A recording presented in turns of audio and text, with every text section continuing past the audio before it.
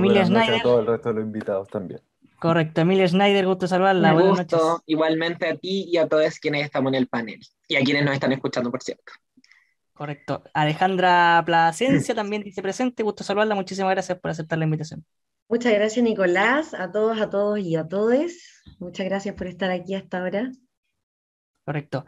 Johannes Kaiser por el partido de manera independiente, sí, pero por el No, Frente, Partido Frente Social Republicano. Cristiano. Partido Republicano, entonces, el Frente Social Cristiano. Johannes, gusto saludarlo. Buenas noches. Muchísimas gracias por la invitación y saludos a la audiencia también. Correcto. Y por supuesto a todos los candidatos, disculpen. De todas maneras. Y Jorge Rojas por el Partido de la Gente. Jorge, gusto saludarlo. Buenas noches. Buenas noches, muchas gracias por la invitación y un saludo grande a todas las personas que nos están viendo y los candidatos que están acá en este panel. Perfecto. Alejandra Plasencia, por supuesto, del Partido Comunista, Emilia Schneider de Comunes y Tomás Jiménez de Unión Patriótica. Extendemos, por supuesto, el formato como ya se había manteniendo, ¿no es cierto? En primer lugar, los candidatos tendrán un tiempo de 1 minuto para presentarse y explicar las razones o sus banderas de lucha también para llegar a la Cámara de Diputados. Luego se les va a hacer una pregunta general a cada uno de ellos, en los que tendrán 2 minutos para responderla y posteriormente, si es que ellos desean, interpelar a los demás panelistas. En tercer lugar, se van a proceder a leer preguntas o comentarios del público y que estén, ¿no es cierto?, ahí disponibles en el chat, para luego pasar a una segunda pregunta general con el mismo formato, responden todos por un tiempo de 2 minutos y posteriormente se pueden hacer interpelaciones si es que así lo desean. Y en último término, nuevamente se van a recoger preguntas y comentarios del público para después dejarles a los candidatos 1 minuto para cerrar, 1 minuto, digamos, un mensaje de cierre que ellos deseen entregar. Hecho la explicación del formato, procedo a saludar, por supuesto, nuevamente y darle la posibilidad que Emilia Schneider del Partido Comunes nos explique las razones del por qué quiere llegar a la Cámara de Diputados y las banderas de lucha que quiera defender. Parto yo entonces. Bueno, mi nombre es Emilia Schneider Videla, soy candidata a diputada por el Distrito 10 en la lista Pro Dignidad, donde estamos apoyando a Gabriel Boric como candidato presidencial. Yo tengo 24 años, estoy en mi último semestre de la carrera de Derecho en la Universidad de Chile. Ahí yo fui dirigente estudiantil y bueno, fui bien activa en la Coordinadora 8 de marzo, fui vocera del 2018 y ese mismo año nos movilizamos con mucha fuerza por la educación no sexista. Ahí me tocó ser representante y luego, gracias a ese trabajo, ser electa la primera mujer trans en ser presidenta de la Federación de Estudiantes de la Universidad de Chile. Desde entonces me he dedicado a trabajar harto en el activismo por los derechos de las mujeres, las diversidades sexuales, en particular en la organización OTD Chile. Y justamente esa es la motivación de mi candidatura y es el rol histórico que creo que tiene nuestra coalición en este momento, el darle voz a esos sectores que hemos sido históricamente excluidos de la política. Por algo el llamado que hacemos es hacer historia, que por primera vez lleguen las personas trans al Congreso, pero no porque sí, sino para defender un proyecto de transformación justamente con esos sujetos o sujetas que hemos estado en las calles, que nos hemos organizado para hacer posible este proceso de transformaciones que estamos viviendo. Entonces, mis ganas son esas, y solo para cerrar, bueno, después creo que podremos profundizar en las propuestas, las ganas que tenemos es de trabajar en conjunto con los territorios, con los movimientos sociales, porque no todo se logra en el Congreso, sino también con una ciudadanía activa y participada. Perfecto. Tomás, sus motivaciones, sus razones, lo que quiera defender en la Cámara de Diputados. 1 minuto, ¿cierto? Correcto. Muy bien. Bueno, reiterando los saludos, me gustaría presentarme. Yo soy Tomás Jiménez Furnás, tengo 21 años, soy un trabajador, soy también estudiante de Ingeniería Comercial en la Universidad de Chile. En cuanto a mi vida política, soy un orgulloso militante de Unión Patriótica, del Partido Comunista Chileno Acción Proletaria también. Desde el trabajo político, al igual que desde las vivencias personales, ahí he podido crecer y encontrar mi gran motivación de vida, que es la lucha por la mejora de las condiciones, superando la barrera principal que tenemos ahora, que es la superación de este sistema criminal y feroz llamado el capitalismo. Agradezco muchísimo la oportunidad de estar aquí para poder levantar estas banderas por la refundación de Chile, por las banderas mismas que estamos levantando desde también la candidatura presidencial del profe Eduardo Artés. Y bueno, principalmente espero que en el debate surjan distintos temas. No soy el único que parece estar más bien vinculado con el área económica. entonces mi lucha también va en particular por esa zona también. Perfecto. Jorge Rojas, lo saludo también, por supuesto, nuevamente y consultarle sus razones, sus motivaciones y lo que quiera defender, lo que quiera ahí presentar en la Cámara de Diputados. Hola, buenas noches. Mira, nuestra propuesta es sencilla. Yo soy un representante del Partido de la Gente y lo que nosotros buscamos es defender la libertad. Todas tus libertades, todo el tiempo. Mi postura es una postura liberal en lo individual. Creemos que las personas tienen derecho a desarrollar su propio proyecto de vida y también la libertad económica. Menos impuestos, porque los impuestos pueden esclavizar a las pymes, pueden hacer que un emprendedor se le quiten sus ganas de emprender y eso afecta el crecimiento económico. Yo nací en Cerro Navia, tuve la fortuna de estudiar en la Universidad de Chile y posteriormente en Sydney y en Washington. Y lo que yo creo es que este sistema ha permitido salir adelante a muchas personas, pero hay cosas que deben mejorarse. Pero no porque algunas cosas no funcionen, vamos a borrar todo lo que sí funciona. Entonces tenemos que dar ese salto para defender la libertad que hoy está en riesgo a manos de unos pocos. Perfecto. Muchísimas gracias. Johannes, le consulto sus razones, lo que le motiva a llegar a la Cámara, lo que quiera defender en esa corporación.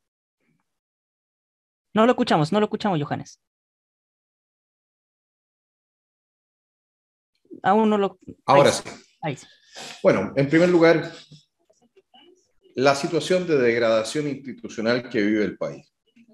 La Cámara de Diputados es un órgano contralor fundamentalmente y se ha dedicado durante los últimos años más que nada a sacar proyectos de ley que permiten a sus miembros presentarse en la prensa y asegurarse reelecciones. Es un lugar donde la gente se ha llenado de lucas y se ha hecho el leso con una serie de responsabilidades que son fundamentales para el buen funcionamiento de una república. Esas responsabilidades van de la mano de lo que es la acción contralora. No se ha hecho como correspondía. Lo hemos visto incluso con candidatos como el señor Boric, que no fueron a ni una sola sesión de la comisión investigadora de Dominga. La razón por la cual nosotros tenemos la cantidad de escándalos que tenemos es porque no... No, se pegó Johannes. No, lo perdimos. Va a respetarle su tiempo posteriormente, pero quiero pasar con Alejandra. Insistimos, cuando vuelva Johannes le vamos a respetar los segundos que le quedan. Alejandra, sus motivaciones, sus razones, lo que quiera defender en la Cámara de Diputados.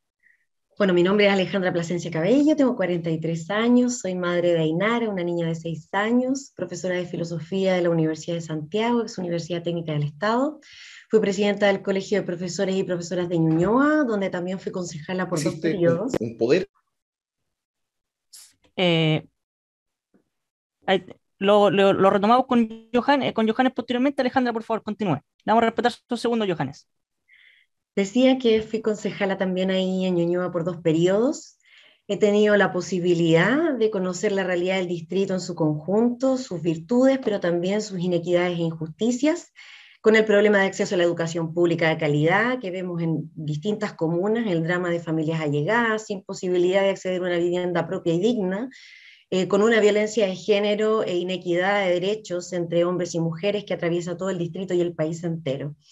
Una de las cosas que me parece importante es que hoy día soñamos con que áreas verdes, la conciencia ambiental, el acceso a la locomoción colectiva, la seguridad, la vivienda digna, que vemos en el norte del distrito, ojalá pueda replicarse en todo el distrito 10 y en el país entero.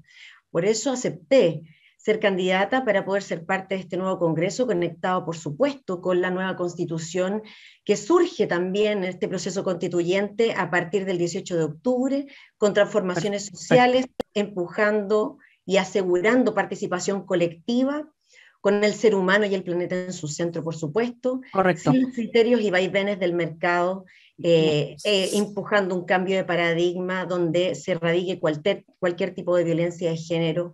Muchísimas gracias. Del ¿Johannes? Público y privado. Muchísimas sí, disculpa, gracias. es que yo creo que donde tuve una interrupción también eso perjudica. No, sí, lleva un minuto 20, Alejandra, así que incluso le di un poquito más. Johannes, los últimos segundos que le quedan. No lo escuchamos. Muchísimas gracias. A ver, en primer lugar, O sea, quería continuar con el tema. Nosotros queremos hacer políticas para mayorías. Las mayorías están incluidas también las minorías. Nosotros tenemos el interés por mejorar la calidad de vida de la gente. Eso lo podemos hacer con un Estado que funcione, con un Estado que cumpla con sus misiones fundamentales, cosa que no ha estado haciendo durante mucho tiempo. Necesitamos una justicia decente, necesitamos un Congreso decente. Y para lograr eso necesitamos poner a gente decente. Yo llevo 20 años trabajando, soy miembro del sindicato por lo demás, he trabajado en todo tipo de pegas y les puedo asegurar una cosa, he estudiado también bastante tiempo y les puedo asegurar una cosa. Este país es mucho mejor de lo que dice mucha gente. Muchísimo mejor. Muchísimas gracias. No deberíamos destruir. Muchísimas gracias. Ya para pasar, ¿no es cierto?, a preguntas y a materias, ¿no es cierto?, de que se abordan en la Cámara de Diputados, es imposible, ¿no es cierto?, no tomar la agenda, lo que ha marcado, y quiero partir con la ley de control de armas a propósito de lo que sucede en la Araucanía y el video que ha circulado en esa zona donde se ve claramente a grupos armados, si es que es legítimo o no, se van a ir viendo y exponiendo las diferentes posturas, pero lo cierto es que hay, ¿no es cierto?, grupos armados en esa zona. Y por eso quiero tomarme de la ley de control de armas para iniciar con Tomás y que nos cuente su mirada, si es que urge una reforma a aquello, si es que hay que darle una vuelta a la ley. ¿Qué opina de aquello? ¿Cuánto es el tiempo para esta? 2 minutos. 2 minutos, perfecto. Ando llevándolo aquí también para guiarme un poco. Con respecto al tema del control de armas, no puede estar más claro de que hay una problemática pública con respecto a dicho tema. Ahora bien, mezclarlo con el tema de la Araucanía, que son temas que naturalmente están mezclados, da para aislarlo un poquito más. Así que quizá sería mejor ver como primero una parte, después la otra. Con el tema del control de armas, en primer lugar, nosotros tenemos también que saber que muchas cosas se puede hablar de principios, que muchas cosas se pueden hablar desde filosofías con concepciones de libertad, pero otro aspecto de verlo es el tema de la política pública y cómo efectivamente el tema de la ley de control de armas se ha prestado para que al final las armas estén deficientemente siendo controladas, prácticamente de manera nula en muchísimos lugares, al punto en que también donde hay una gran concentración de armas, por ejemplo. Hay una gran concentración de armas en el tema del narcotráfico, en ese gran crimen organizado que es el narcotráfico, que tiene la capacidad de destruir el tejido social, que es algo que no tan solo se vive en esta región, sino se vive a lo largo del país. Entonces, por lo tanto, también hay que analizar cuáles son las problemáticas ahí, inclusive cuál es el rol que juega Carabineros con todo este tipo de tratados que se hacen, de arreglines que se hacen con respecto a las armas y esos claros vínculos que muchas veces se han expuesto que tienen con narcotraficantes. Y por último, pese a que ya gasté parte del tiempo en eso, para analizar el tema de la Araucanía también hay que ver los problemas de fondo y hay que ir a solucionar la problemática país que está pendiente con el pueblo nación mapuche desde hace siglos. Porque si no solucionamos ese problema de fondo, y con esto termino, va a seguir tomando distintas expresiones que naturalmente son violentas. Naturalmente son violentas y no queda sino entender por qué van a seguir tomando ese tipo de expresiones.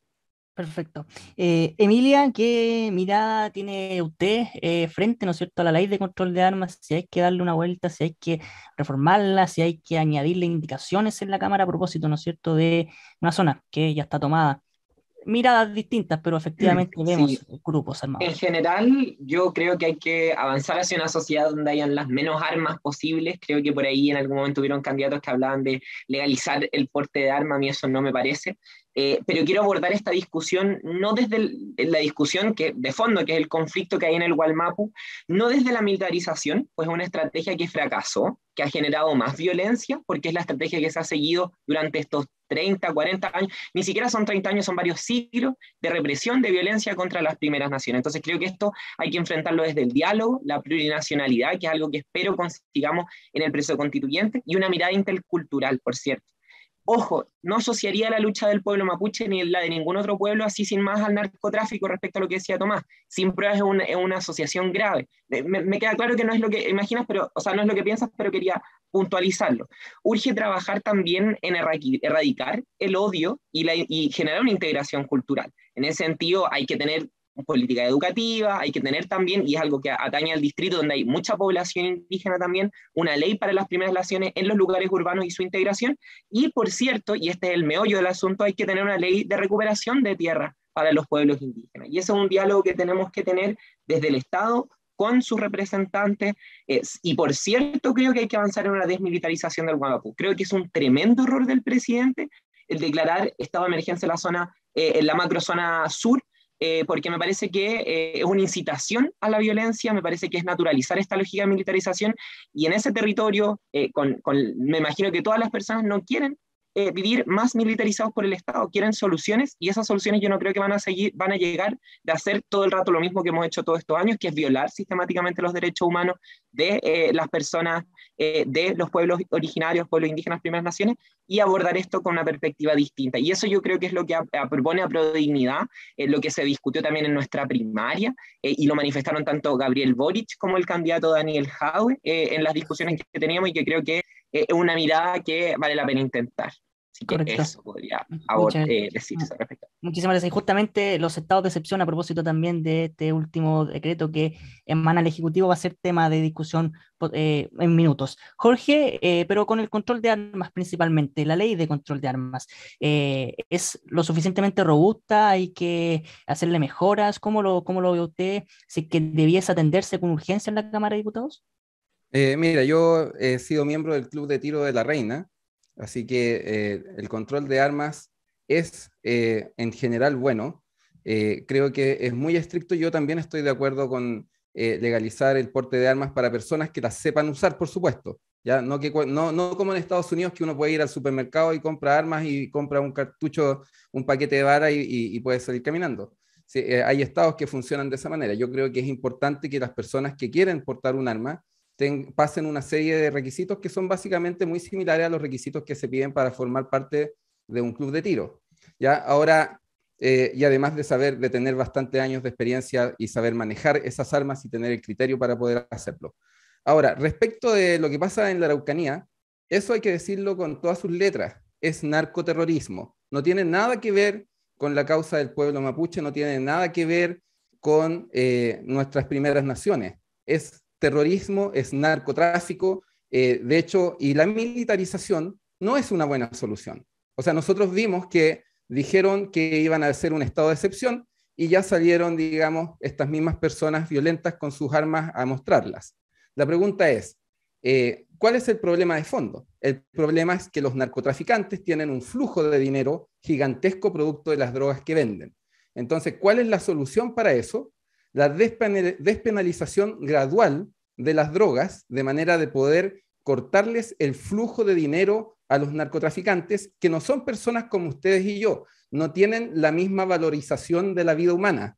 Si se militariza la zona y los atacan, van a responder, como pasaba en Colombia, con autos bomba, botando aviones. Entonces la solución no es más violencia, la solución es educación y despenalización gradual de distintas drogas.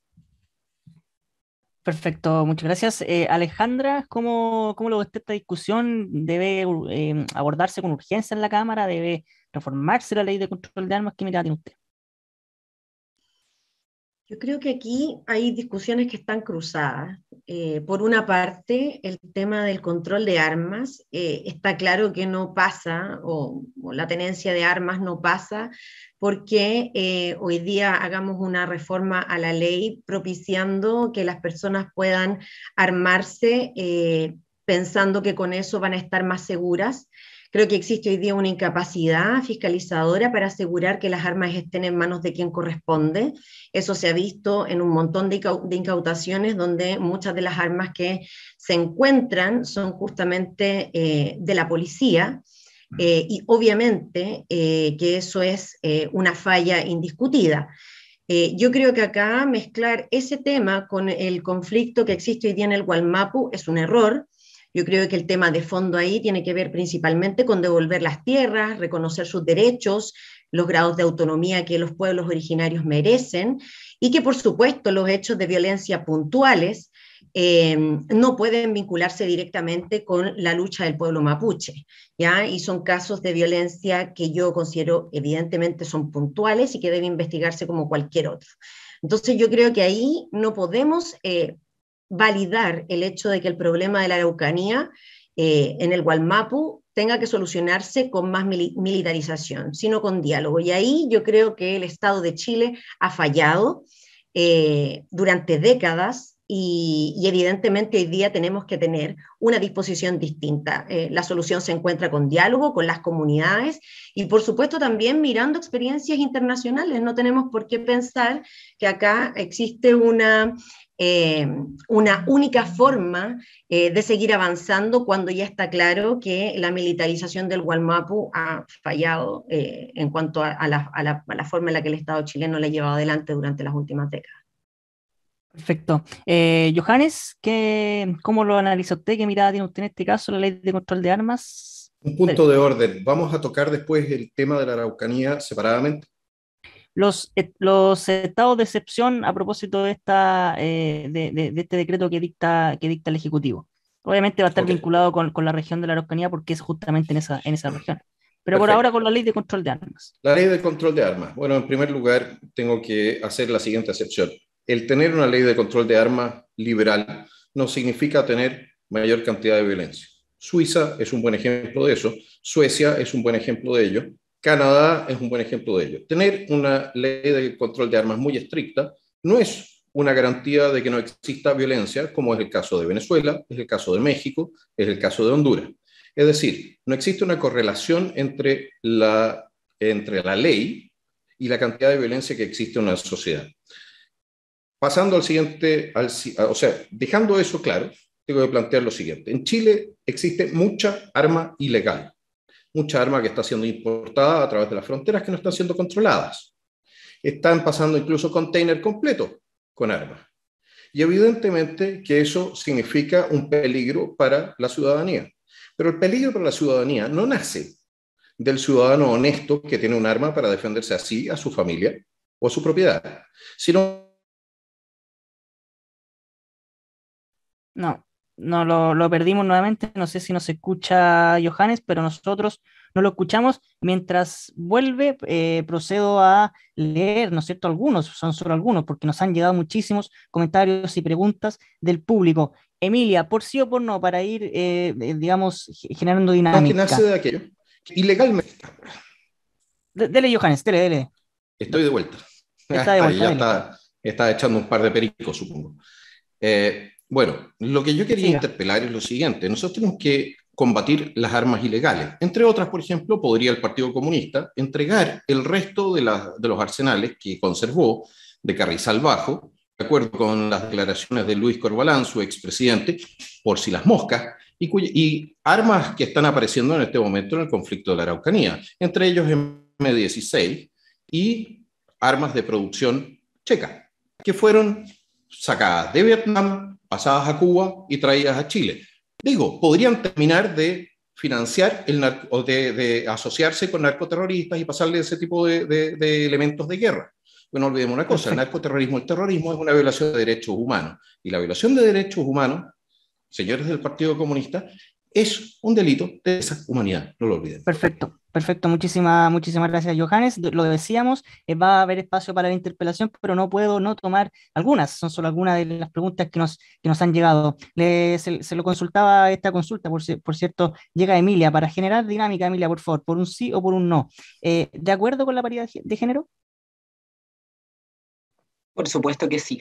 En todos los aparatos del Estado y en todos los espacios, ojalá. Perfecto, la pregunta es de Francisco, a quien saludamos y agradecemos por aquella apreciación. Matías nos entrega su apoyo a, en este caso, Tomás Jiménez. Tomás Jiménez 2022, dice Matías, aquí agradecemos su saludo. Francisco, nuevamente que nos escribe entregando su apoyo a el profe Rojas, nos escribe Francisco en este caso, son solo algunos, vamos a ir entregando los apoyos, las preguntas que vayan llegando a ustedes. Ahora sí, para pasar a las interpelaciones, si que así ustedes lo desean o si no, seguimos con el siguiente tema que está en agenda. ¿Seguimos? seguimos entonces, porque lo adelantamos, ¿no es cierto? Hoy día el Ejecutivo decreta estado de excepción en la macrozona sur.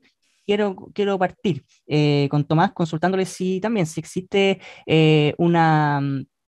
debería haber una mirada, una doble lectura frente a esos estados. Hay quienes plantean incluso estado de sitio. ¿Cómo lo ve usted esta aplicación de estos estados de excepción constitucional y si necesitan reformas a estos artículos de la Constitución? No veo absolutamente, Nicolás, que tenga que haber una doble lectura, porque la lectura es clara y es directa.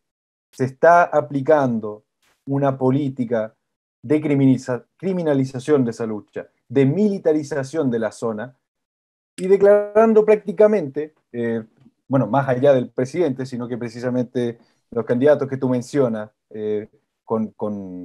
proponiendo estados de excepción superiores, inclusive en cuanto a gravedad, se está proponiendo aquí que la solución es agregarle esa violencia por parte del Estado a un pueblo, nación, que lo ha vivido sistemáticamente, que ha vivido esa represión sistemáticamente, que no ha tenido el respeto por parte del Estado de poder conformarse como nación, de poder adoptar reglas distintas y de poseer más grandes grados de autonomía.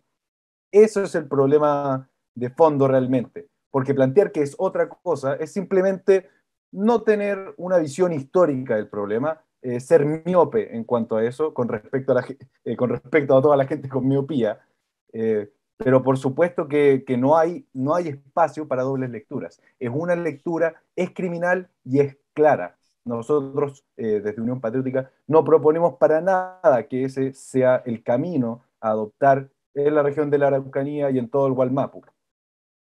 Perfecto. Jorge, le consulto, ¿usted es el camino para tomárnoslo? ¿Qué opina usted? Si que es necesaria en este caso en la macrozona sur la aplicación de estos estados y si desde la Cámara se deberían reformar estos artículos. Mira, la verdad es que el estado de excepción en este momento es necesario, pero como una medida de ataque, digamos, momentánea. O sea, es una medida de urgencia. Por ningún motivo puede ser una medida que permanezca en el tiempo. O sea, aquí el problema, y yo valoro, digamos, las palabras de Tomás y se nota que tiene un corazón bien puesto, pero así como él menciona la miopía, me parece que también es importante no ser miope de que aquí hay narcotráfico. O sea, aquí hay personas que están utilizando al pueblo mapuche como un escudo humano y que no tienen nada que ver con la causa del pueblo mapuche, que se puede discutir, digamos, en otra instancia, pero aquí el estado de excepción es justamente eso, una cuestión excepcional que es para controlar, digamos, el fuerte problema de violencia que hay, pero que no lo va a resolver por ningún motivo, y mucho menos la militarización. Aquí lo que se trata es de ver cómo podemos dejar a los narcotraficantes sin plata. ¿Por qué? Porque pueden corromper a los militares. De hecho, hay que preguntarse, ¿de dónde vienen las armas automáticas que tienen los narcotraficantes? O sea, se ha visto de que, no, al tiro Johannes, nosotros hemos visto la información de que salen armas, no por supuesto del ejército en su conjunto, pero hay corrupción. Ya en el Estado hay corrupción y por eso es que yo soy un libertario. Creo en un Estado mínimo, pequeño, cuya finalidad es la seguridad pública, pero el narcotráfico tiene mucho dinero y puede comprar muchas voluntades. Y la militarización no va a resolver ningún problema. La solución pasa por la despenalización de las drogas de manera gradual, ¿sí? Con una fuerte campaña por parte de las organizaciones de la sociedad civil de que las drogas son malas, ¿sí? Que producen daños. Porque lo que tenemos que hacer es cortar el flujo de capitales hacia los narcotraficantes. Correcto. Alejandra, ¿qué mirada tiene usted en este caso de los diferentes estados de excepción? Hoy día se aplica en la macrozona sur. Sé que se necesitan reformar, por ejemplo, sé que necesitan agregarle indicaciones que lo hagan más severo, sé que es necesaria su aplicación. ¿Cómo lo ve usted? Lo que está pasando hoy día en la macrozona sur, lo que da cuenta es la incapacidad del gobierno de llevar adelante una política de Estado que permita resolver el conflicto. Ya hacía referencia yo recién que el problema no se aborda con más militarización, sino con diálogo. Y acá lo que ocurre es que se apuesta a un recrudecimiento de la intervención militar y policial en el Gualmapu, desconociendo que existe una deuda histórica del Estado chileno con el pueblo nación mapuche, en que se ha quitado progresivamente durante décadas un montón de tierras que se le han usurpado y que además no se le han reconocido derechos que hoy día se exige sean constitucionales. Entonces, la plurinacionalidad, la pluriculturalidad, lo que hoy día se está discutiendo en el marco de la nueva Constitución, es un tema que debiera estar incorporado hoy día en las acciones desde ya del gobierno, en lugar de seguir profundizando el conflicto. Insisto, a mí me parece que aquí se criminaliza y que no se aborda el problema de fondo, y que los problemas de violencia que existen en la zona no dejan de ser puntuales si uno lo ve en términos macro. Entonces, abordemos los temas puntuales de violencia de manera puntual, que se investigue. Supuestamente hoy día existe un nivel de inteligencia capaz de enfrentarlo de manera acertada y no generalizando. Y me parece que lo único que hace acá el gobierno es desviar atención de los grandes problemas que hoy día tiene, por supuesto, el presidente Piñera, a partir de ser imputado por posibles casos de corrupción y cohecho. Perfecto. Emilia, ya nos adelantaba, ¿no es cierto?, su mirada. ¿Qué opina en este caso puntualmente los estados de excepción? Si es que hay que darles una mirada en la Cámara, si es que hay que añadirle indicaciones, si es que hay que eliminar alguno, quizás. ¿Qué mirada tiene usted en este caso y de la aplicación en la macrozona sur? Por cierto, que los estados de excepción son parte de los estados, parte de sistemas democráticos, de distintas constituciones, pero ojo, esto es algo que también está determinado dentro de la Constitución. Entonces esto también es algo que van a tener que revisar las y los constituyentes, y por cierto nosotros en el Congreso con las leyes orgánicas que haya que aplicar esta cuestión.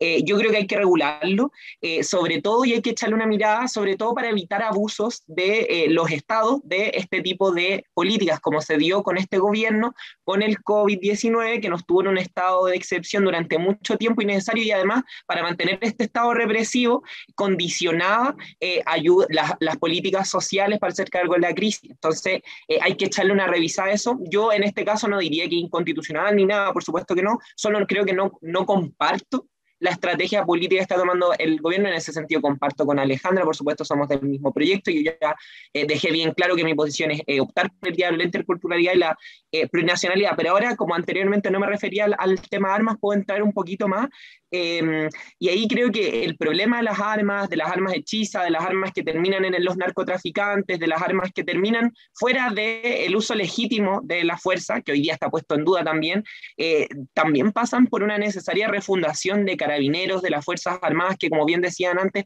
hemos visto vinculados a justamente la entrega de armas a estos sectores que traen desigualdad, precarización y segregación. Y ahí quiero puntualizar algo: la guerra contra el narcotráfico como estrategia militarizada de guerra solo ha fracasado en el mundo y ha generado violencia y segregación. Hay que empezar a legalizar las drogas, sobre todo, por ejemplo, la marihuana, para que no hagan más presos por plantar, regular esta situación, y sobre todo hoy día que los carabineros, las Fuerzas Armadas tengan un rol en serio por el bien común, porque hoy día Carabineros toma precio a los cabros que están en las esquinas siendo soldados, y la política se colude con los grandes señores del narcotráfico. Entonces, ¿de qué estamos hablando aquí? Y ahí apunto a la colusión que ha habido en todos estos años entre la derecha, la exconcertación y sobre todo el pinochetismo con la llegada de las drogas duras a este país y su introducción en las poblaciones, en los sectores más vulnerables de nuestro país. Perfecto. Johannes, en su caso, en esta aplicación de estado de excepción constitucional en la macrozona sur, ¿qué mirada tiene usted? Si es que hay que reforzarlo aún más, si es que hay que prescindir de alguno, ¿qué mirada tiene usted? No se quedó pegado, no, lamentablemente, parece Johannes. Sí, lamentablemente. ¿Jorge? Sí, me gustaría complementar algo que dijo Emilia. Por favor, por mientras. Y que efectivamente, o sea, nosotros vimos la guerra contra las drogas en Estados Unidos por 50 años. Costó $1 trillón y los resultados no se condicen, digamos, con el gasto. ¿Ya? Y otra cosa que quiero agregar en esta discusión sobre la despenalización. Yo también creo que cualquier persona que quiera postular a un cargo público debe, digamos, dar un test de sustancias, no de manera de que sea un impedimento, pero sí de que sea informativo. Porque Correcto. a mí me parece que las personas que votan por nosotros deben saber si nosotros somos consumidores o no. No como una medida de impedimento, pero sí como una medida de información, así como también deberíamos informar sobre el tema tributario. Perfecto, Johannes Kaiser. Si tenemos paraísos el tema fiscales o lo no, hacemos por en todo ejemplo. caso al inscribirnos. Voy con Johannes y doy la posibilidad. Sí, porque Johannes se ha caído varias veces. Sí, Johannes, no lo escuchamos, su mirada no lo escuchamos. Su mirada sobre el estado de excepción. Tengo dos compañías distintas y la verdad, BTR y Entel, y la verdad es que me dan ganas de militarizarlas. Oye, el tema es el siguiente. En Chile, el que militarizó el conflicto en el sur fue de acuerdo con los correos electrónicos que se le incautaron a Raúl Reyes, también llamado el ministro de Relaciones Exteriores de la FARC, el Partido Comunista, que mandó a sus militantes a entrenarse con un grupo narcoterrorista.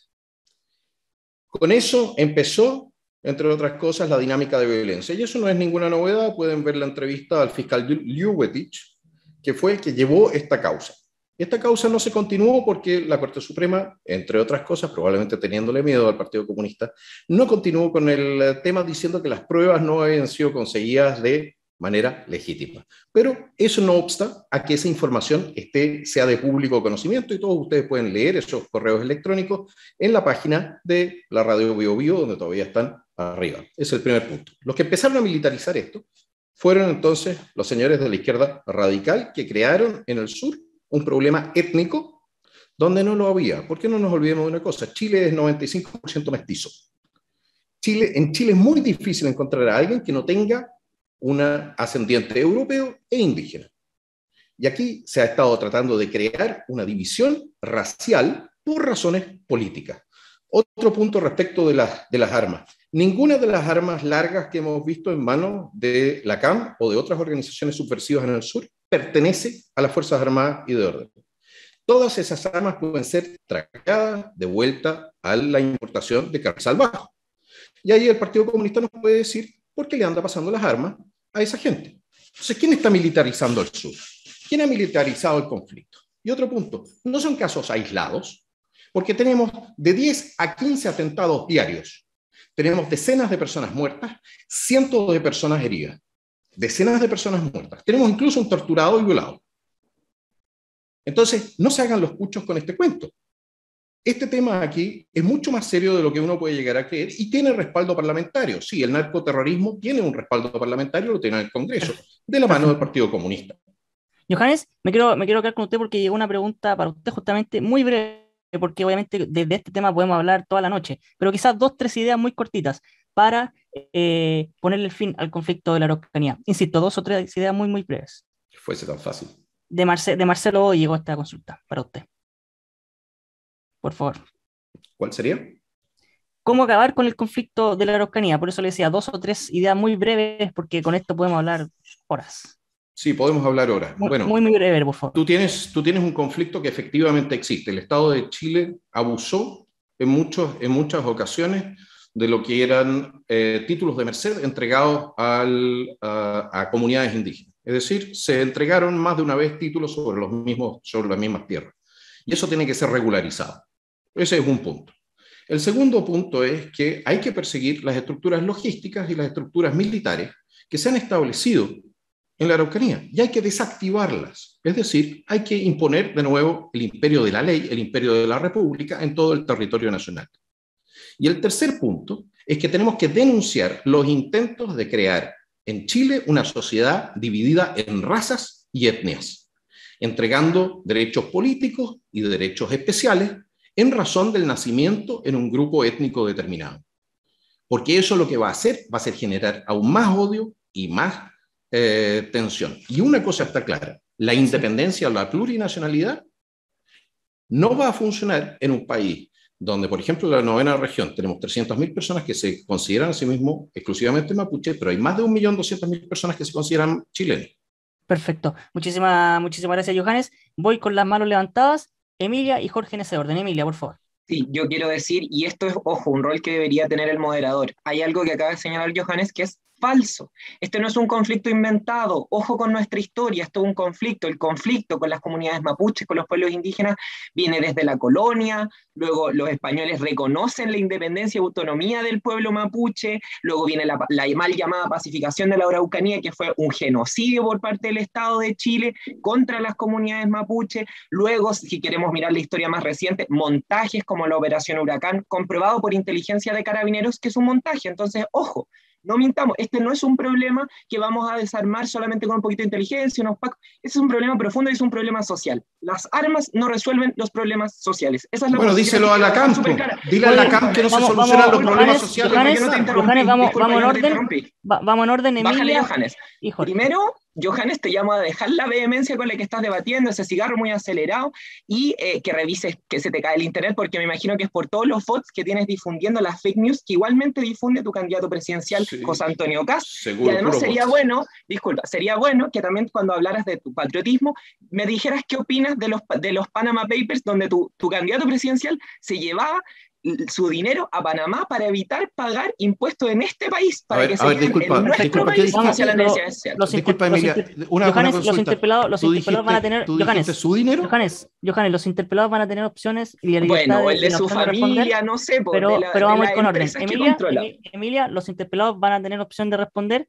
Vamos a ir con el orden, eso sí, Jorge. Ya. Sí, muchas gracias. Mira, la verdad es que la pregunta que nosotros tenemos que hacernos es ¿cuál es el objetivo? ¿Sí? ¿Cuál es nuestro objetivo? El objetivo es disminuir o acabar con la violencia en una parte del territorio nacional que es muy importante. ¿Sí? Por lo tanto, tenemos que preguntarnos cómo van a reaccionar estos narcotraficantes si nosotros actuamos con violencia. Nosotros ya hemos visto de lo que son capaces los narcoterroristas que están en el sur. Por lo tanto, lo que debemos hacer es aplicar esta medida de excepción, de emergencia, para poder tratar de restablecer de alguna forma el Estado de Derecho en el sur, pero debemos pensar en el mediano largo plazo, porque si nosotros vamos con violencia, lo que vamos a recibir es más violencia de vuelta, y eso no resuelve los problemas. Está la guerra contra las drogas, 50 años, $1 trillón, y no dio buenos resultados. Sin embargo, si nosotros empujamos la despenalización, que es una medida liberal, libertaria, donde las personas pueden decidir libremente y que las organizaciones de la sociedad civil, ya fundaciones especialmente, yo invito, digamos, a todos los libertarios que nos están viendo, promuevan el deporte, promuevan la educación y promuevan de que efectivamente las drogas hacen daño, ¿sí? Reducen la capacidad cognitiva, reducen la capacidad psicomotora. Entonces, nosotros tenemos que apuntar a ese tema. ¿Cómo nosotros resolvemos y reducimos el problema de la violencia? ¿Sí? Y lo que dice Emilia es cierto, sí es verdad. Aquí hubo una violación sistemática a los derechos de los pueblos originarios, pero eso pasó hace hace bastante tiempo, ¿sí? Yo creo que tenemos que mirar hacia el futuro y tenemos que dejar de lado la política identitaria. La minoría más importante es la del individuo. Por eso es que muchísimas gracias, Jorge. Este problema hace mucho tiempo con el liberalismo. Muchísimas gracias, Jorge. Johannes, que había sido interpelado, tiene su opción de responder. En primer lugar, es fácil decir que alguien miente. Sí, es fácil decir que alguien miente y tirar cuentos chinos. ¿Quieres ver qué es lo que es un genocidio? Pregúntale a los uruguayos dónde quedaron. La pacificación no te están quejando de que te había interrumpido. Johannes y Emilia. Bueno, en primer lugar, si quieres ver lo que es un genocidio, pregúntale a los uruguayos, pregúntale a los argentinos cómo se ve un genocidio. En Chile, sí, seguro, porque sí, ese tema lo podemos tocar después, sí que. Pero un genocidio significa la destrucción voluntaria de un grupo humano. ¿Ok? Eso lo vimos en la Unión Soviética, lo vimos en China, lo vemos con los tibetanos, lo hemos visto en muchas partes y lo hemos visto de la mano de grupos totalitarios que muchas veces son identitarios por lo demás. Ahora, en Chile se produjo la pacificación de la Araucanía, entre otras cosas, porque, bueno, no se olviden de un punto. Para la guerra de la independencia, aquellas fuerzas realistas que conservaban capacidad de combate se refugiaban en la 8ª y la 9ª región, bajo la protección de los loncos muchas veces. Entonces, aquí hay una dinámica que es mucho más amplia Y no puedes hablar de genocidio, no puedes hablar de genocidio cuando no existe la voluntad expresa y articulada de destruir a un pueblo. No es el caso en Chile. En Chile se ha producido una mezcla entre los españoles, los criollos, los indígenas. Y Muchísimas es tan gracias, así Johannes. que lo encuentras en todas las clases sociales. Muchísimas gracias, Alejandra. Había pedido la palabra, tiene un minuto. Sí, mira, ¿sabes qué? Yo pido por favor que saquemos del debate posiciones que en realidad no aportan a avanzar en un momento tan importante para la historia de Chile, como es un proceso constituyente, donde justamente yo voy a poner el acento en que hoy día se está discutiendo la plurinacionalidad, la pluriculturalidad, y que eso avanza en un carril muy distinto para el fortalecimiento de nuestra democracia, para el reconocimiento de la diversidad de los pueblos de Chile, las medidas que se están tomando hoy día a partir de la acción premeditada y persistente del gobierno de Sebastián Piñera. Entonces, el negacionismo acá yo creo que está fuera de foco. El negacionismo acá no es lo que aporta a lo que significa construir un país donde todos, todas y todes nos sintamos parte como habitantes con plenos derechos de esta tierra. Entonces yo lo que pido es que por favor no sigamos profundizando en cuestiones que además la verdad histórica ya estableció y que no son las que dice Johannes. Entonces, Correcto. me parece que esto es una discusión que no tiene ningún foco que aporte.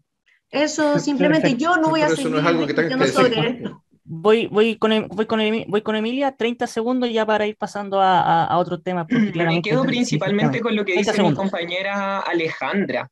Creo que aquí las mentiras caen por su propio peso.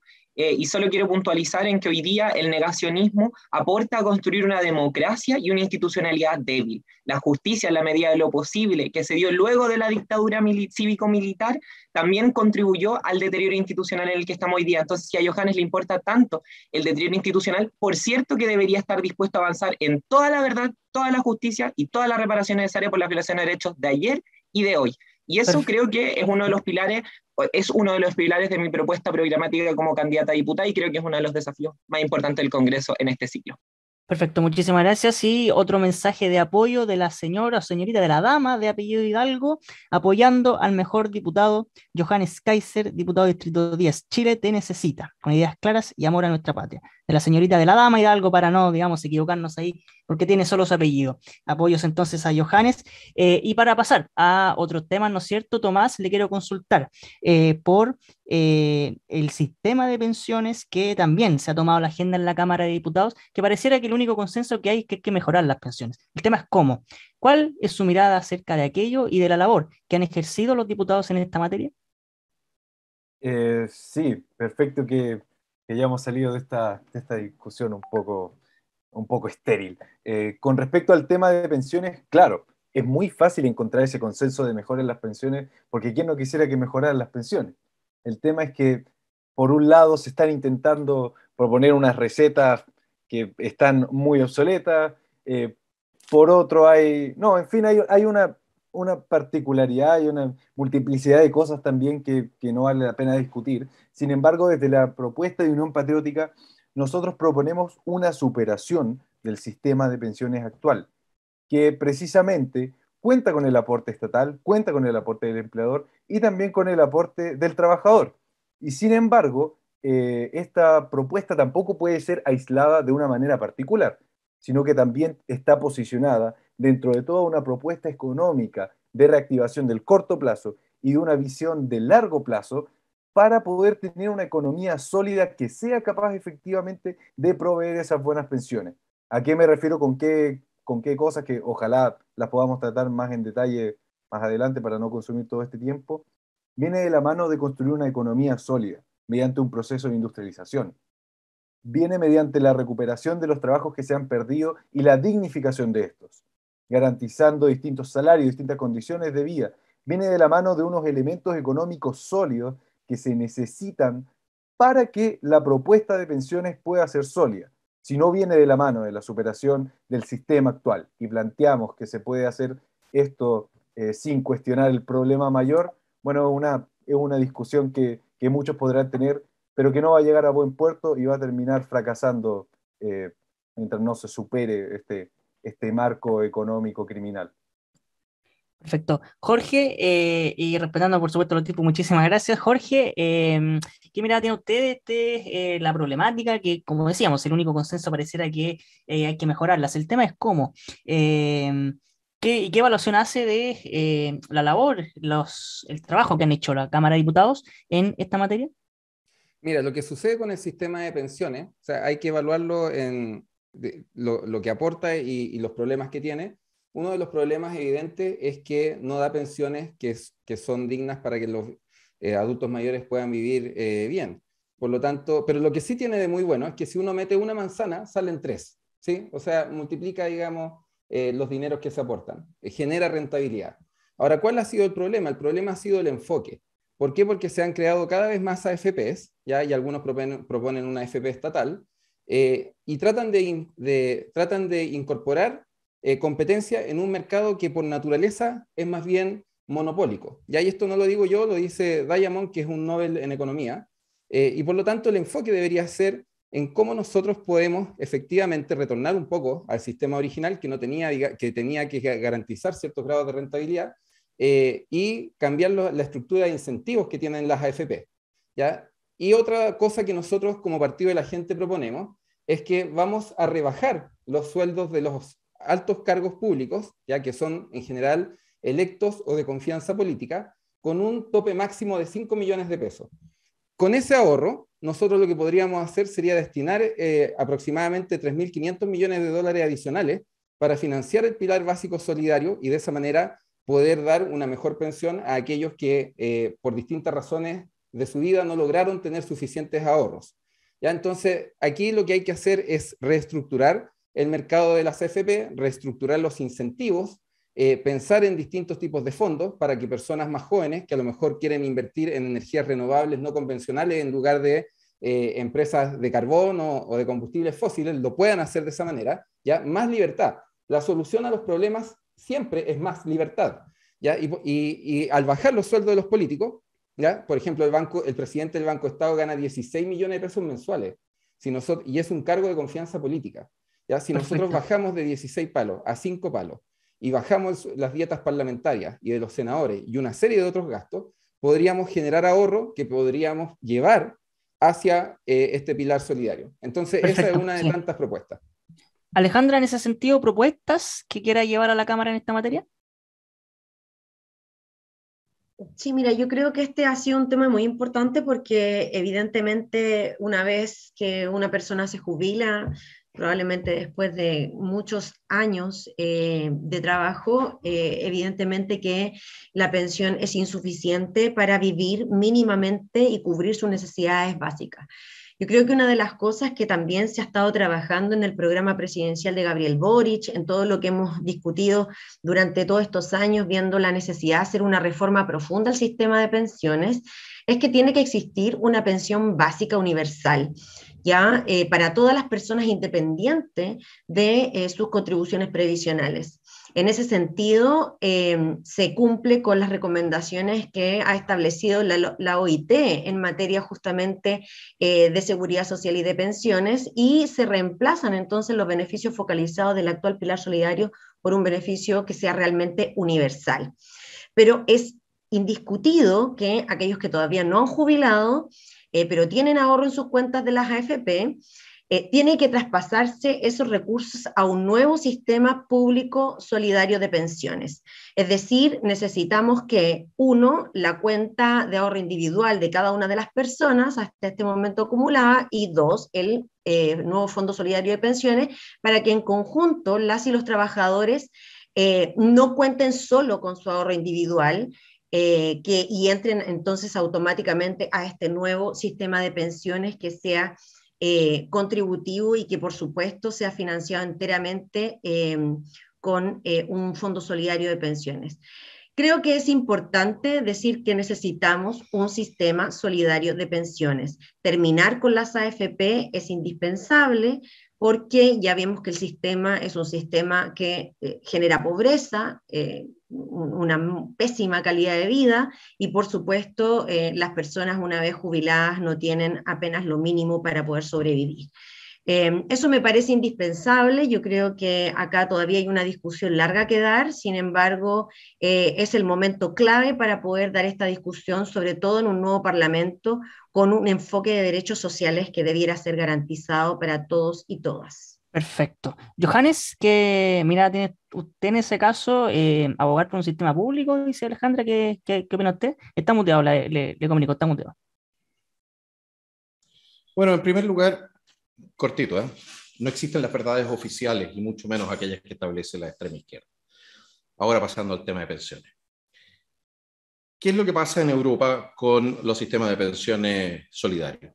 Los sistemas de pensiones solidarios establecidos por Bismarck, por lo demás, a fines del siglo XIX en Alemania, se basaban en la idea de una estructura piramidal con una base de jóvenes muy ancha y una estructura etaria cada vez más delgada hacia la punta. La esperanza de vida de un alemán promedio cuando se estableció el sistema de pensiones solidarios era 67 años y se jubilaban a los 65.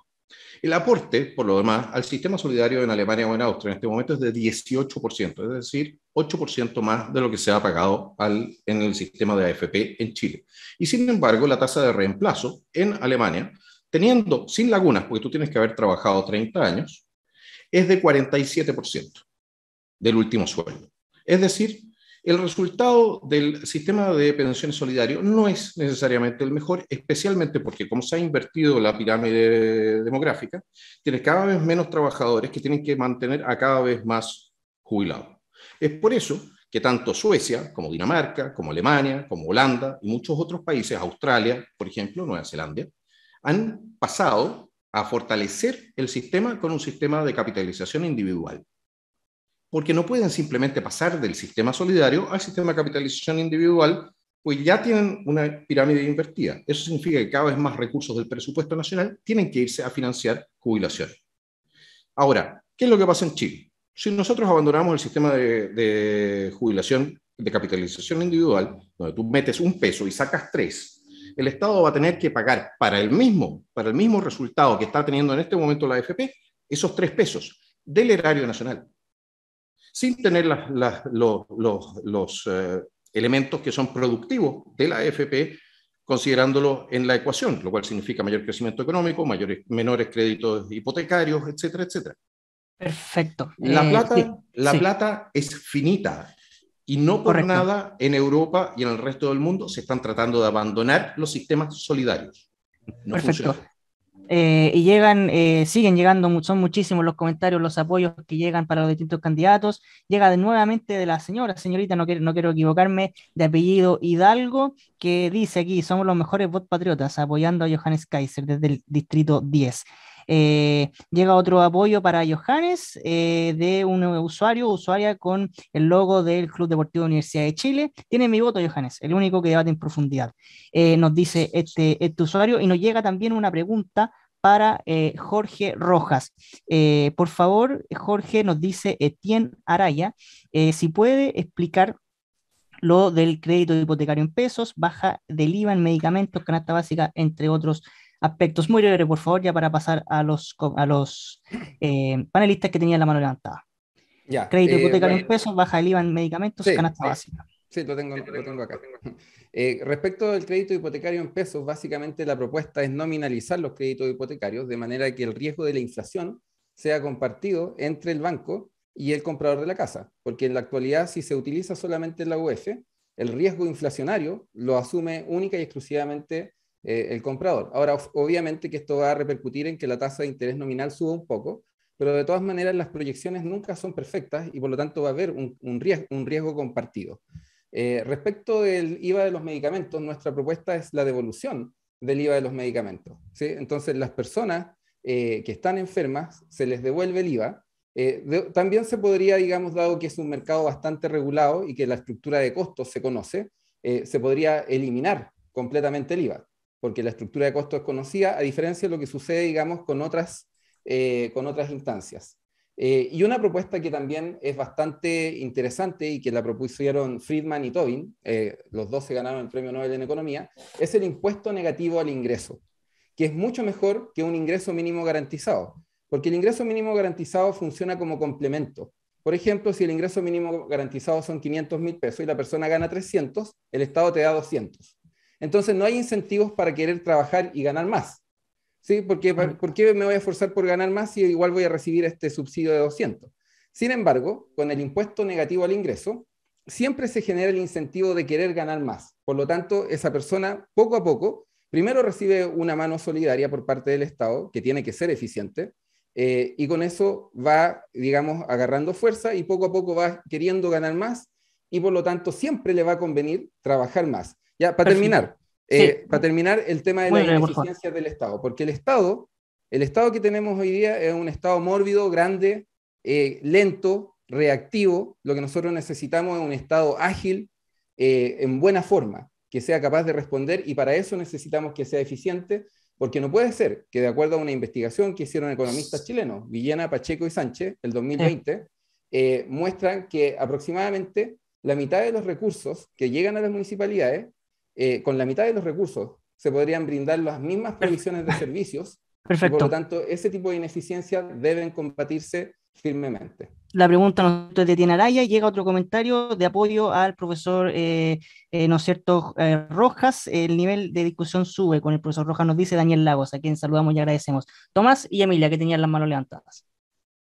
Sí, muy brevemente, al final pediría que nos aterrizásemos a la realidad del país, sobre todo para Johannes, porque al final estar en esta discusión acerca de otros países que no tienen ni de manera remota la realidad material que posee Chile, bueno, es un poco ilusorio y lleva la discusión hacia un lado, hacia un sistema que realmente no se puede alcanzar y que tiene que ser mediante la creación original de este país, algo que se debe alcanzar.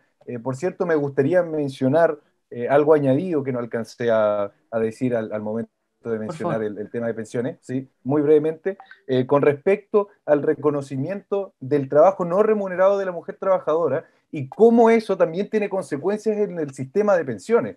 Lo que nos tiene que decir que también este nuevo sistema de pensiones no tan solo tiene que mejorar en cuanto, o superar en cuanto a los pilares que lo fundamentan, sino que también tiene que deshacerse de ciertas rigideces que están dentro del propio sistema de pensiones para responder a condiciones materiales concretas que se ven concentradas en ciertos sectores de la sociedad.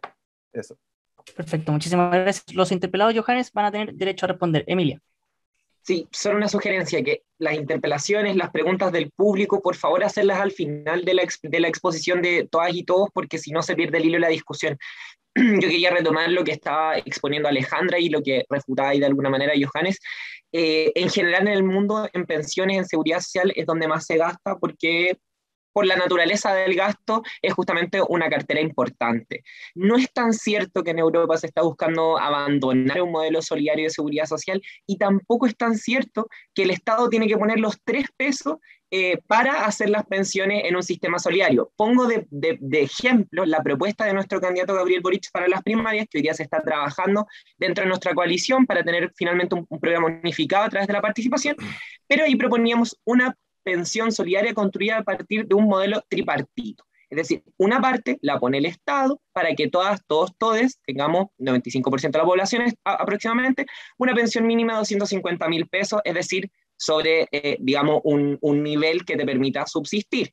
En segundo lugar, hay otro pilar que lo contribuye el empleador y hay otro pilar que lo contribuye el trabajador o trabajadora con su esfuerzo. Esto es un sistema tripartito que además tendría solidaridad intra e intergeneracional y podría generar mucho mejores pensiones. Y me quiero detener en otra cosa. Las AFP y el mercado no es la única manera de cuidar nuestras pensiones. Y ahí yo creo que es donde más a la derecha le cuesta entrar, porque no se imaginan un modelo sin AFP. Nosotros queremos terminar con la AFP, y el organismo que tiene que pasar a administrar las pensiones tiene que ser un organismo de derecho público autónomo, porque ahí me quiero hacer cargo de una falacia y una campaña del terror que ha levantado la derecha, y es que el gobierno va a meter la mano como quiere en las pensiones de la gente, que las van a expropiar. Por supuesto que no. Estamos pensando en un organismo público que no tenga, disculpa, es que al resto lo dejaste hablar mucho más, que no tenga que no tenga como criterio el lucro, sino el bienestar de las personas y que sea autónomo, técnico y, por cierto, invierta esos fondos para generar rentabilidad con una perspectiva de sustentabilidad, de bienestar de las personas, de generar encadenamientos productivos, de desarrollo e innovación para el bien de las personas, no para engordar las billeteras de quienes son dueños de la AFP y transan en el mercado de valores, que es lo que se Correcto, hace actualmente con la plata y las trabajadoras. muchísimas gracias. Solamente aclarar que la cantidad de preguntas que llegan son innumerables. Hay muchas que quedan afuera incluso, así que les pedimos disculpas antemano a los usuarios que siguen mandando preguntas a ustedes. No, no, no.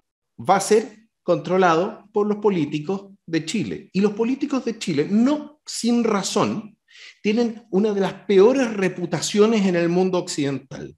Entre otras cosas, porque son unos irresponsables. Son unos irresponsables y unos populistas. Se han gastado ya, se han farreado 40% de lo que había ahorrado para el futuro y han dejado a millones sin jubilación. Hasta el Perfecto. momento. Perfecto. Comentarios siguen llegando, insistimos, queremos ser majaderos con esto. Hay muchos Disculpa, que yo se pido van a la palabra que se van porque a fui quedar a mi que se van a vida. quedar afuera. Siguen llegando saludos, disculpa Emilia. Grande Johannes, nos dice Leonardo Riveros. Gian Piero Signorelli también. Johannes, toda la fuerza y mi apoyo. Llegan apoyos también para Jorge Rojas de Francisco. Siguen llegando apoyos y preguntas. Hay manos levantadas. Emilia, Tomás y Jorge en ese orden. Sí, yo solo quería decir, primero, no hay solo dos sistemas de pensiones, así como no hay solo dos sistemas electorales, porque los sistemas varían mucho en todos los países, entonces parto por aclarar eso. Además, espero, Johannes, a leer el programa de nuestro candidato, porque efectivamente varias de las cosas no son así. La idea de un sistema solidario es que justamente redistribuya, pero nuestra propuesta también implica una propuesta de inversión. Y por otra parte, ¿qué preferimos? Que sea un organismo público autónomo, ojo, autónomo, técnico, de ese perfil, o que el destino de nuestras pensiones la decidan los dueños de las AFP. Yo esa pregunta dejo planteada. ¿Qué preferimos, democracia o mercado? Y ojo, los gobiernos de turno no van a expropiar nuestras pensiones, no se van a meter ahí, porque las políticas de AFP, las políticas de pensiones, perdón, la AFP es lo que no tiene que seguir. Las políticas de pensiones y seguridad social son políticas de largo plazo, no que dependan de un gobierno de turno. Y solo para cerrar, respecto a lo que decía Johannes, de la reputación de los políticos en Chile, por cierto, yo comparto, yo soy de un sector sumamente crítico de lo que hizo la derecha, la exconcertación, donde también se incluye tu candidato presidencial, que fue diputado durante años y tiene una asistencia bajísima, no propuso muchas cosas, y hoy día critica a los políticos por vivir del Estado. Realmente, el único que vive del Estado es tu candidato, que vive de ser presidente de un partido, vive de ser candidato presidencial y de los dineros que tiene en Panamá, a los cuales tú no te quieres referir, y él tampoco quiso referirse el día de ayer, y actuaste de la misma manera, poniéndote a gritar Pero para cambia desviar el tema. Vamos con el orden. No, te puse 3 temas sobre la mesa. Sí, Si querés, estamos hablando de repaso. pensiones. Pensiones, respondo te lo vamos con el orden. repaso. Pensiones, ¿Le políticas estáis y desordenando el pensiones. naipe a Nicolás? No, es que si a ti te Vamos con el desordena, orden, va a estar difícil Emilia discutir en el Congreso. y Johannes. Vamos con el orden y Johannes puede responder si quiere después. Tomás y Jorge. Perfecto. Claro, por favor, mantengamos este orden. Entonces, hay hartos temas importantes que le interesan a las personas y no tan solo a los que están viendo, sino a los que eventualmente van a escuchar y van a realizar la votación finalmente. Con respecto al tema de pensiones, es muy cierto que no está esta dicotomía entre sistema público y sistema privado como se suelen poner. También tu sector se suele poner hartas falsas dicotomías, unas dicotomías que no existen, unas dicotomías que son finalmente refutadas por la realidad, pero bueno, también es cierto, pese a que salió el tema de la reputación, también es cierto que hay un nivel de desconfianza muy basado y muy fundamentado en este sistema actual. Emilia lo señalaba, y Emilia lo señalaba también con mucha razón, porque también pertenece a un sector que está muy desprivilegiado y pertenece a todo este sector levantando una campaña que está bastante desprivilegiada, sí, claro que sí, y que por supuesto que no se plantea una superación de este sistema que nos está condenando, pese a que puede haber distintas propuestas y distintas posiciones con respecto al tema de pensiones. O sea, a mí, para cerrar el punto también, me parece por lo bajo, miserable, el tema de que el piso sean 250.000 pesos, cuando lo razonable y lo esperable es que proponer un crecimiento económico y proponer un cambio de sistema te dé para que un sistema de pensiones te pueda garantizar que la pensión mínima sea igual al sueldo mínimo, que desde nosotros, desde Unión Patriótica, estamos ¿Cierto? proponiendo que Podemos sea discutirlo. en la Tomás, actualidad de 600.000 pesos. Ahí, Nicolás. correcto. Jorge, Ya. Mira, la verdad es que aquí se han dicho hartas cosas. Primero, aclarar que el sistema de pensiones de Chile es un sistema mixto, porque tiene un pilar solidario, lo tiene. ¿De dónde crees que sale la pensión básica solidaria, Emilia? Que es un voucher, Del va pilar solidario. focalizado, no es lo Jorge, mismo. ¿Ya? Jorge, Tiene un pilar solidario que se financia con impuestos generales, tiene un pilar contributivo por parte de la persona y tiene el ahorro previsional voluntario que tiene beneficios tributarios. Entonces, y aquí estamos eludiendo el problema de fondo, que el problema de fondo es el mercado laboral. Las pensiones son bajas porque los sueldos son bajos. Entonces, lo que tenemos que hacer nosotros es ver cómo mejoramos la productividad de nuestros trabajadores, cómo hacemos que Chile pague mejores sueldos, y el programa de Gabriel Boric impide eso. ¿Por qué? Porque le quita competitividad a la economía chilena. Cuando quieran ayudar, ¿ya? Esto tenemos que tenerlo claro, invierten en Chile porque quieren ganar.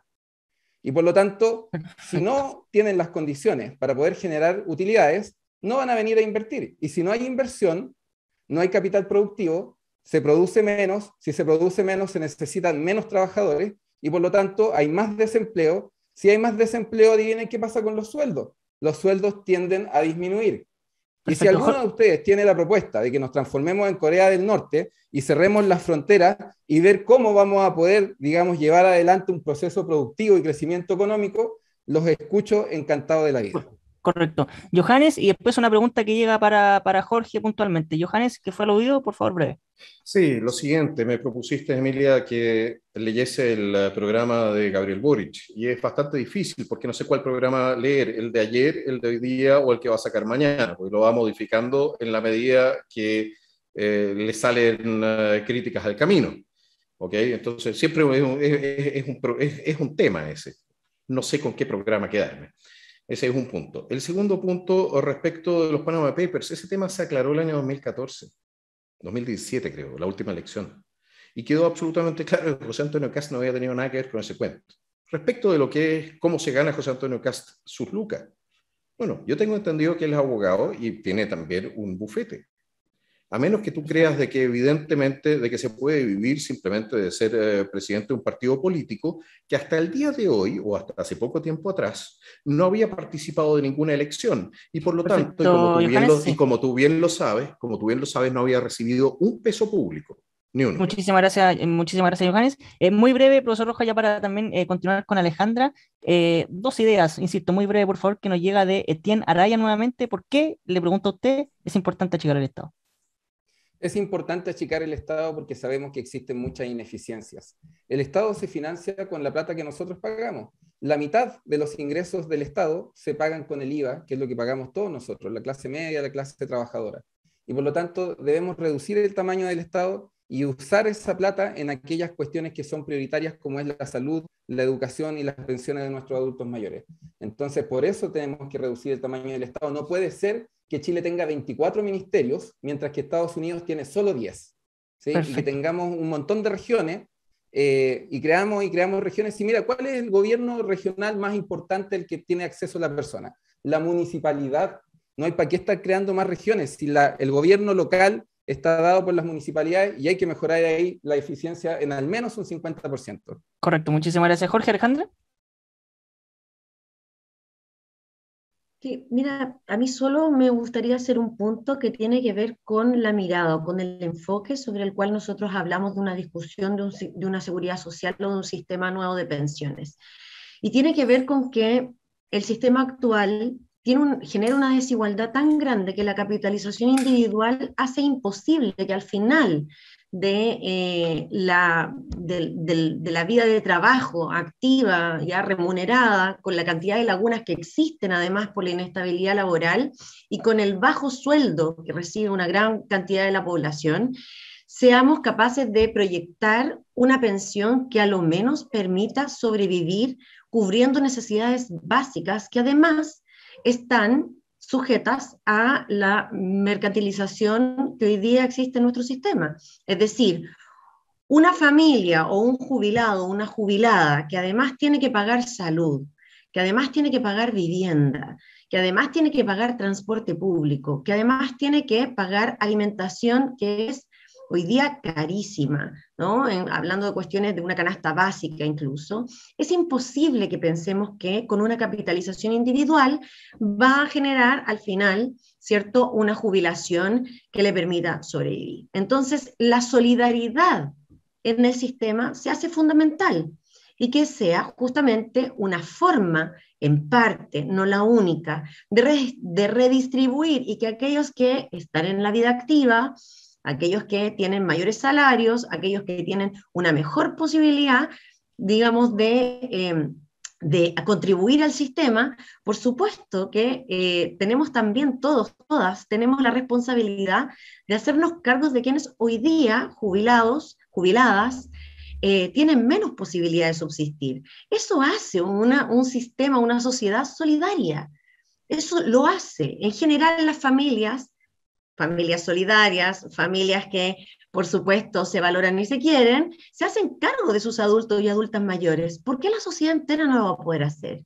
Y hoy día existen mecanismos para eso. Hay propuestas que están en discusión y si queremos un nuevo sistema de seguridad social que dignifique la vida de los adultos y adultas mayores, yo pediría que estuviéramos con la mirada y tuviéramos la altura de miras para poder discutirlo en serio.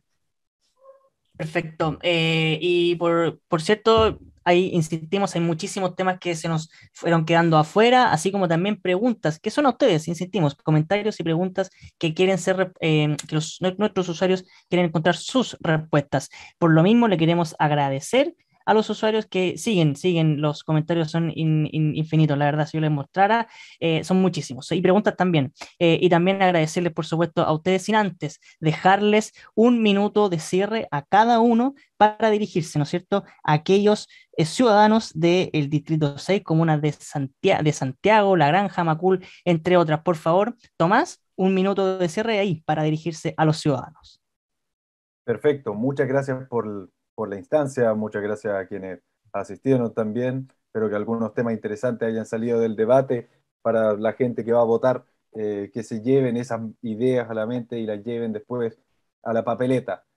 Nosotros desde Unión Patriótica, desde mi candidatura, desde la candidatura del profesor Eduardo Artés, llamamos a levantar mediante todas estas instancias las banderas por la refundación de Chile. Eso incluye particularmente el desarrollo de un nuevo modelo o estrategia económica para el Chile del futuro, para la patria nueva, para la patria grande, el Chile refundado que quiere garantizar mejores condiciones de vida. Llamamos entonces también, y yo llamo y levanto estas banderas de industrialización nacional, unas banderas de pensiones dignas, de sueldos dignos. Levanto adelante también una patria de los trabajadores, que son quienes crean la riqueza, para, como dice el presidente Pedro Castillo, que aquí en Chile tampoco, en un país tan rico, haya pobres como lo hay el día de hoy, pisoteados y condenados por este sistema actual. Llamamos a superar el capitalismo, a superar el neoliberalismo e ir por el gobierno patriótico popular y defenderlo desde todas las instancias, desde la presidencia, desde el Congreso y sobre todo desde el pueblo movilizado. Perfecto, muchísimas gracias. Alejandra, ahí su minuto de cierre para dirigirse a los ciudadanos, por favor. Muchas gracias. Soy Alejandra Plasencia Cabello, profesora. He desarrollado mi vida en el trabajo territorial, en el mundo de la educación. Conozco la diversidad del distrito. Me parece muy importante que logremos llegar al Congreso Nacional, quienes empujamos las transformaciones, no solo desde ahora, sino que desde hace décadas, porque es también una deuda que tiene el Estado de Chile con las grandes mayorías. Temas como los derechos sociales garantizados, el poder vivir dignamente, salud, educación, derechos medioambientales, eliminar todo tipo de violencia hacia las mujeres y los géneros, el que tengamos la posibilidad de vivir en un sistema solidario, humanizado, terminar con lo que ha significado esta sociedad que mercantiliza la vida y empobrece lo que es la posibilidad de surgir en un sistema que le permita justamente a las grandes mayorías acceder a los derechos que durante décadas han sido deudas. Esperamos ser parte del Congreso de la nueva Constitución, relevando el espíritu de lo que fue la revuelta popular del 18 de octubre del 2019, porque hoy día tenemos la posibilidad de construir por fin un país democrático, un país con una nueva constitución y donde justamente todos, todas y todos seamos parte sin ninguna exclusión. Perfecto, muchísimas gracias. Emilia, su minuto también de cierre para dirigirse a todos los vecinos del Distrito 10.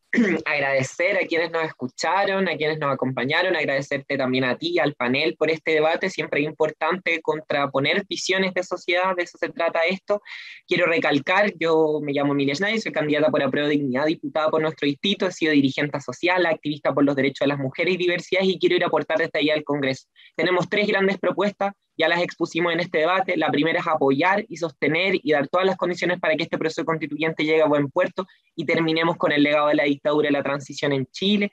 En segundo lugar, hacernos cargo de toda la verdad, toda la justicia y toda la reparación por las violaciones a los derechos humanos. Y en último lugar, abordar la crisis y la precarización que ha generado el manejo negligente de la pandemia por parte de este gobierno. Solo para cerrar, decir que también hay un tema que me hubiera gustado mucho abordar aquí, que son los derechos sexuales y reproductivos y la educación sexual integral, por la cual yo he trabajado, participé en la redacción del último proyecto de ley que lamentablemente se rechazó por los quórum altísimos que establece esta constitución y espero que podamos caminar de ahora en adelante con un gobierno de Apruebo Dignidad, un Congreso con mayoría de las fuerzas transformadoras hacia la educación sexual integral como un derecho para todas, todos y todes, la anticoncepción y, por cierto, el aborto legal, libre, seguro y gratuito.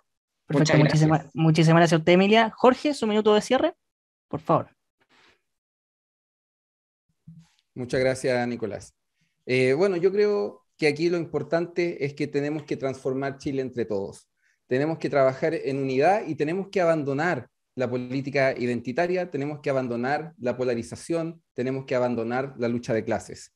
Nuestra propuesta y mi propuesta como representante del Partido de la Gente es bajar los sueldos millonarios de los políticos. Que nadie en el aparato estatal gane más de 5 millones de pesos si es un cargo electo o un cargo de confianza política. Hay que remover a los operadores políticos para que se hagan cargo personas técnicas y tener un Estado eficiente y ágil. Bajarle los impuestos a la clase media. No puede ser que cuando un abuelito va a comprarse un remedio tenga que pagar un sobrecargo de un 19%. Es inaceptable. Tenemos que también defender la libre competencia. No puede ser que las empresas que se coludan tengan clases de ética. Tenemos que cambiar las clases de ética por cárcel efectiva, tanto para los empresarios que se coluden como para los corruptos, ¿ya? Y les pido perdón si es que me alargué en alguna respuesta, pero soy profe y estoy acostumbrado a desarrollar en extenso las ideas, así que eso. Vota por mí para que juntos transformemos Chile. Muchísimas gracias. Johannes, su minuto de cierre también para dirigirse a los vecinos del Distrito 10. Bueno, yo quisiera en primer lugar recordar que las acusaciones que yo hice respecto del rol del Partido Comunista en la militarización de la Araucanía y la violencia que hay ahí no fueron nunca rebatidas. Ese es el primer punto. Segundo punto, el siguiente: el derecho más importante es el derecho a la vida. Usted, señora, señor, tiene derecho a salir de su casa, tiene derecho a volver a su casa sin tener que tener miedo de ser víctima de una bala loca. Tiene derecho a poder confiar en la fuerza pública, y la fuerza pública esté presente en las poblaciones, que en las poblaciones no sea el narco el que mande. Usted, señor, tiene derecho a que el fiscal y el juez le den justicia. Usted, señora, señor, tiene derecho a tener un país en paz, un país que conserve y garantice la protección de sus fronteras y elija y determine quién puede entrar y quién no. Usted, señora, señor, tiene todos esos derechos y tiene el derecho a ser representado de la mejor manera posible para alcanzar una vida en libertad, con éxito económico y con las posibilidades que entrega una sociedad libre. Nosotros representamos ese proyecto, el proyecto de la libertad de expresión, de la libertad económica, de la libertad personal, de la libertad de culto. Perfecto. Mi nombre es Johannes Kaiser y soy candidato por el Distrito 10. Santiago, Macul, La Granja, San Joaquín, Providencia y Ñuñoa. Que tengan buen día. Correcto, muchísimas gracias, Johannes. Efectivamente, las comunas de, como decía usted, La Granja, Macul, Ñuñoa, Providencia, San Joaquín y Santiago, en donde se van a elegir 8 diputados a ese distrito, 8 escaños a la Cámara Baja, y para aquella instancia, para la campaña y para la votación misma, desearle lo mejor a Tomás Jiménez, Emilia Schneider, Jorge Rojas, Alejandra Plasencia y Johannes Kaiser, tanto para la campaña como para la votación, y agradecerle haber aceptado la invitación de Elecciones Presidenciales Chile, y a los usuarios también, porque las preguntas, insistimos, siguen llegando, comentarios siguen llegando. Así que muchísimas gracias a todos ellos y nos encontramos en una próxima instancia. Tomás, Emilia, Alejandra, Jorge y Johannes, muchísimas gracias y lo mejor para la campaña y la votación. Muy buenas noches. Muchas gracias. Buenas noches, muchas gracias. Buenas noches. Se hizo corto. Así fue. Gracias. ¿Salimos ya del aire? Ahí lo van a apretar. Ya dice que estamos, que terminamos. Si es que esto sale a lo mismo, así que voy a abrir el YouTube para ver si seguimos. Ya dice que estamos listos. Así que Ya. Chao, chao, que Ya, estén nos bien. vemos. A todos ustedes que han venido, todos ustedes abandonaron su zona de confort. Muchas gracias por eso. Este es el inicio, no el final de un movimiento que nos va a llevar a recuperar cuadra por cuadra nuestro país para la ley, para el imperio de la ley y la libertad. Queremos un país donde no sean los honestos los que tengan que vivir tras la reja. Queremos un país donde no sea el político el que tenga el derecho a decirle a ustedes cómo educar a su hijo. Ahora, una promesa, una sola. Nosotros, damas y caballeros, vamos a trabajar por ustedes hasta caer exhaustos.